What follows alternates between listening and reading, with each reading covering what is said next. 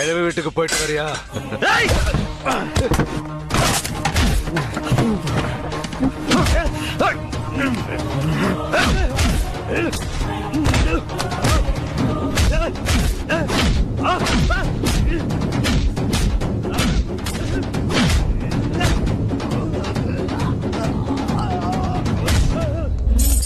கௌரவக்குள்ள பண்றீங்க?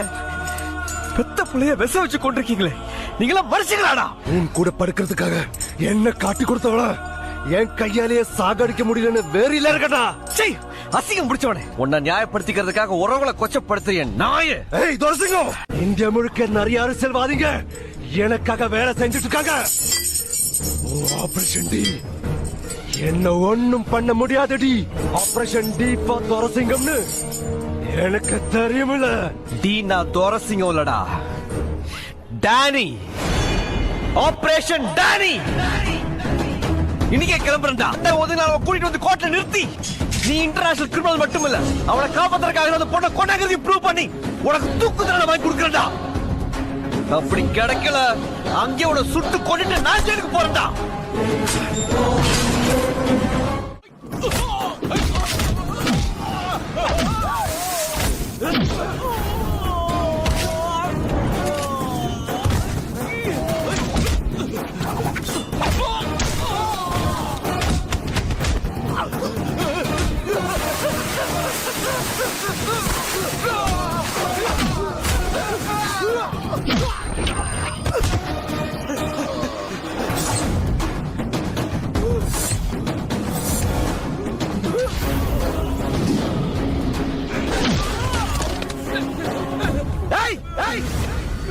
தேசியத்தை பாடிட்டு இருக்கும்போது இடியா விழுந்தாலும் நின்னடத்த விட்டு நகரக்கூடாதுங்கிற உணர்வு இல்ல.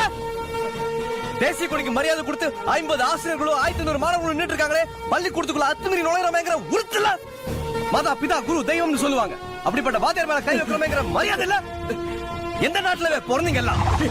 கொடிகளோட எண்ணிக்கை அதிகமானதுனால கட்சி கொடிக்கும் தேசிய கொடிக்கும் வித்தியாசம் தெரியாம போச்சுல. இன்னைக்கு வாத்தியார் கிட்ட அடி வாங்காதவன் நாளைக்கு கிரிமினல் ஆகி போலீஸ் கிட்ட அடி வாங்குவான். இப்ப பள்ளிக்கூடத்துல முட்டி போடாதவன் நாளைக்கு ஜெயில வார்டன் முன்னால முட்டி போடுவான்.